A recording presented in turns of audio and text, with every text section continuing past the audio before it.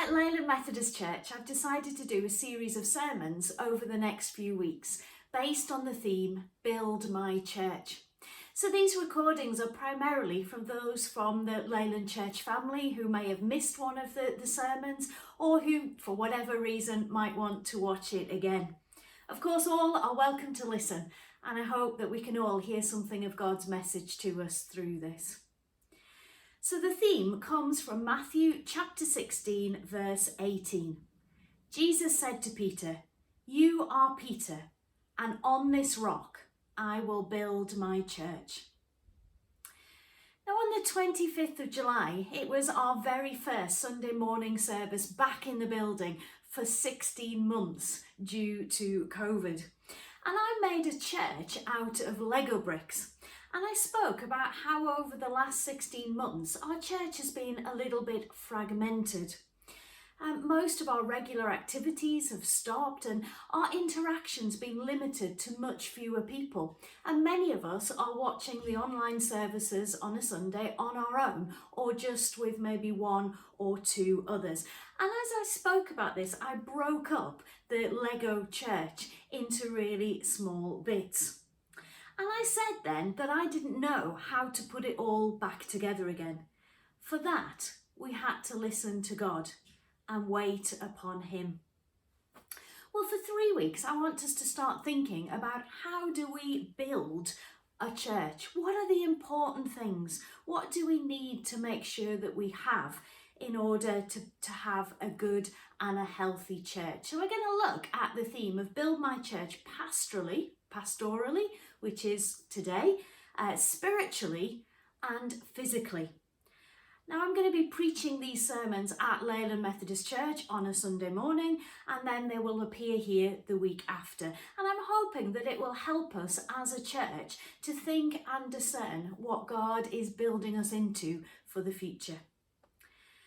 So I want you to imagine or think back to a past experience of going to a new church, somewhere that you've never been before. So maybe you're on holiday, maybe you've moved into an area as a new area, or maybe the first time you came to Leyland Methodist Church. What is it that needs to happen in the course of that hour or so to make you come away feeling, yes, that's a good place to worship. I'd happily go back there again. I think that mainly our answers fit into one of three categories. First, there is fellowship. Did we feel welcome? Did anyone speak to us? Was there coffee afterwards? Second thing is worship. Was it a good service? Did it feel familiar? Did we feel comfortable and able to worship there? And the third thing is the building. Was it a good space? Was it dry? Was it clean? Were we warm when we were in there? Was it well looked after?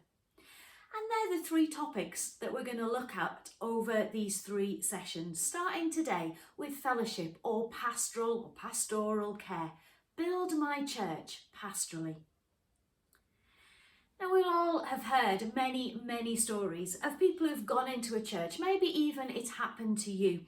Gone to a new church, sat down, and the people next to you have not spoken to you at all, or even acknowledged that you're there. Now, there is a story of a couple who exactly that happened to. They went to church as visitors, they sat down, and the people next to them didn't speak to them at all. And they came away complaining bitterly and thinking, what an unfriendly church this is.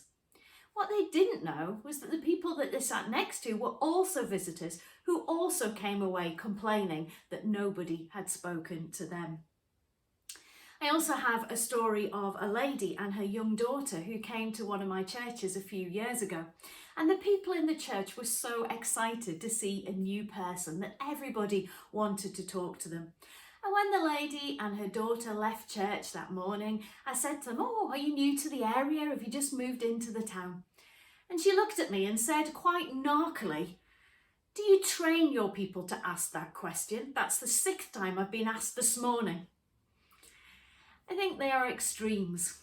As a church, we would want to aim for somewhere in the middle. But coming to church, whether as a visitor or a regular, we want to feel welcome, don't we? We want to feel that we belong, that we're part of the family of the church, and that we're valued, that people know us and care about us. And that is much harder in a larger congregation. When you only have 15 people in worship each week, it's much easier to see when there are new people or when somebody is missing. But my home church had around 400 members. And after going to church every week for about 6 or 7 years, my mum and dad were asked if they were with the christening party. As a large church, we need to work hard on building our church pastorally. And one of the things that we can all do to help is to make sure that we speak to those around us on a Sunday morning, even if it's just a hello, whether we know them or not. And that way we'll ensure that everybody is made to feel welcome from the start. One of the things that Methodists are supposedly renowned for, alongside our singing, is our pastoral care. And one of the reasons for this over the years has been what we call the class system. So dividing the congregation into classes or pastoral groups under a class leader or a pastoral visitor. Now, when Wesley started this system, it actually had nothing to do with pastoral care. The group of Methodists who were gathering outside listening to him preach week after week were getting larger and larger, and the British weather then was no better than it is now, and so they decided that they needed a building in order to meet him. But as we know, buildings cost money. So Wesley divided the people into groups of 12 and insisted that everybody paid a penny a week towards building the first church. So he appointed some stewards to look after the 12 people, and it was their job every week to go and visit each of the 12 people and receive their penny. Well, as you can imagine, that was quite a lot of work for these stewards. If you imagine it, working all day, every day, long hours, and then visiting, it'd have to be at least 2 people a night in order to get the 12 done in a week. So instead, the stewards decided to get the 12 people to come to them one night a week to collect their pennies. And as they met, no doubt, they chatted about life, about their problems, and then that developed into Bible study and prayer and what we know as the class meetings. And those 12 people would have got to know each other really well. In a big congregation, this is a good start. If you feel a bit lost in our church and that you don't really know many people, then a good start is to join a group that meets during the week. Get to know a small number of people in a house group or another church activity, and then you don't feel quite so alone when we all come back to worship together on a Sunday.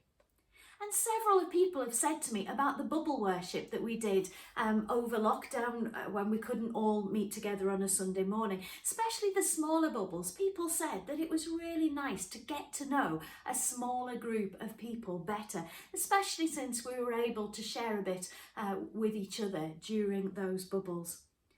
So being part of something else during the week, as well as a Sunday morning, can really help us to get to know people better and in a deeper way. There's more opportunity for us to chat and to share together, and especially for those who feel a bit left out of our church or on our own on a Sunday morning.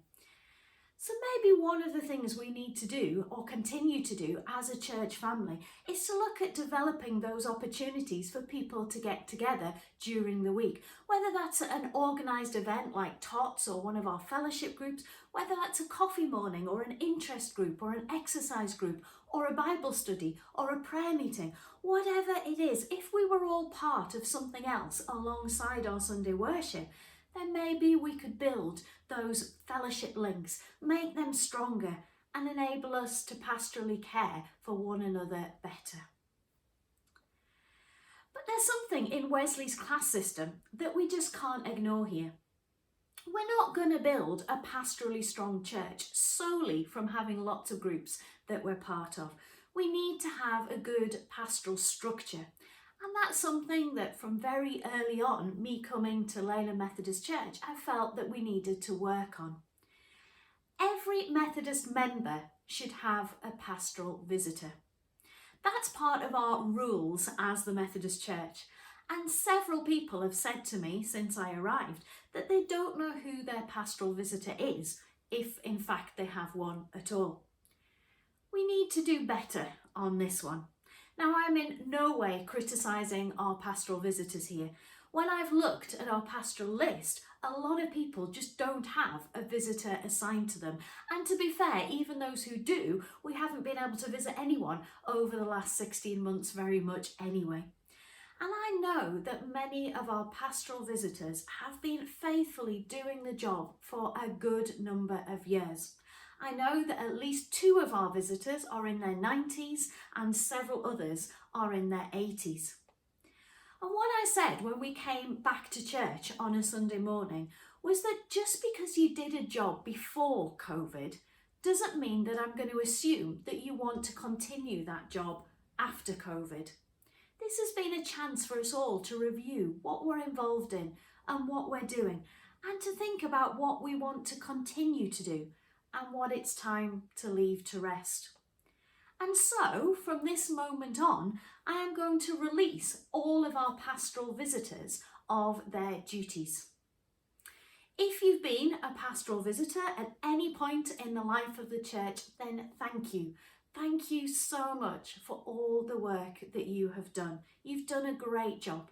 And if you want to continue in this role, then you're more than welcome to. But there's no obligation. You are free for now. So that leaves us with a little bit of a problem. We now have around 200 members in our church who all need a pastoral visitor, and we now have no pastoral visitors at all. So what are we going to do? Well, I'd like to share with you an idea for the future. Like in so many fields of life, sometimes we need to just look at something anew. Sometimes old systems need a little bit of updating, and we need a system that works for today's church and today's society. So the model of having a pastoral visitor who maybe has 8, 10, maybe more people on their list, and they're supposed to go and visit them in homes, I don't believe works any longer.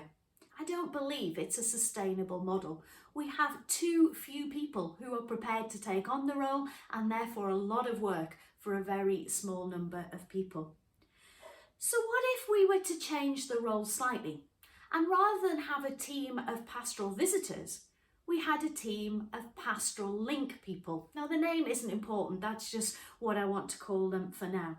So each link person would have a list of maybe 5 or 6 members or friends of the church who they didn't have to go and visit, but they just check in with every few weeks. That could be just catching up with them at church or giving them a call, not to check up as to why they haven't been at church, but just to make sure that everything is okay. And then if there's a problem, then the link people can let myself or Chris know, and we can see how we can help. Now, some of our housebound church members will still need visiting at home. Maybe there would be some pastoral link people who are prepared to visit 1 or 2 people in their home still and continue in that role. During COVID, we started a phone buddy system. We had a list of our older and most vulnerable members, we had a list of volunteers, and they kept in touch, ringing maybe once a week, once a fortnight, whatever, just to check that everything was okay. And that's the model that I'm kind of trying to base this on now. That's what I'm suggesting we take with us forward. My hope is that we could link up every single member of our church family with a link person, so that they never felt isolated or on their own, and to enable us to look after one another better. And if you're a link person and you want to get your group together for a cup of coffee or even for a Bible study, then that is entirely up to you. But that's no requirement to do that. It's just keeping in touch, either at church or on the phone. So that's my plan. The only problem is that we're going to need about 40 link people in order for this to happen. So, if that's something that you feel you might be able to help with, then please let me know. There will be sign-up sheets at church for the next few weeks, or you can call me or send me an email.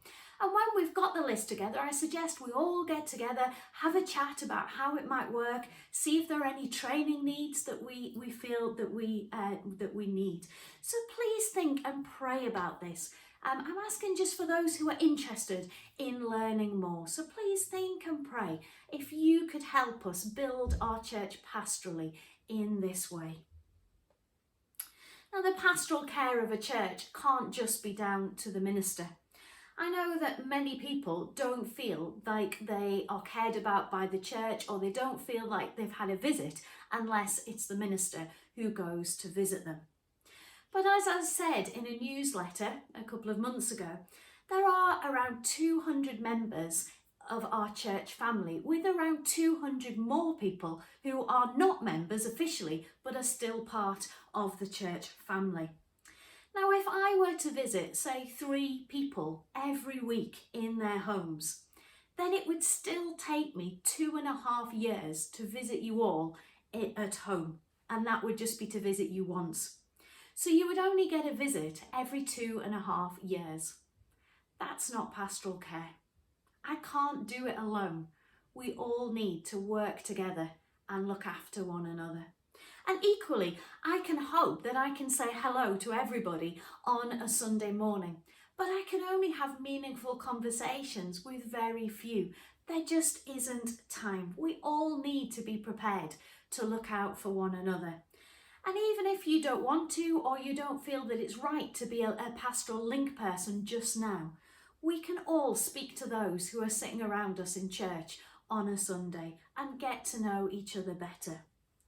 And if you're feeling a bit isolated and left out and ignored in church, then why not think about joining one of our church groups? Or you can have a chat with me, and I'm sure I can find you a job that'll help you get to know people better. In a lot of ways, we do look after each other very well as a church, and lots of people have said over lockdown, especially those who've been going through tough times, that they have really felt supported by our church family. But we can always do better. Come along and help. There are lots of ways that we can play our part. Let us build a pastorally strong church together.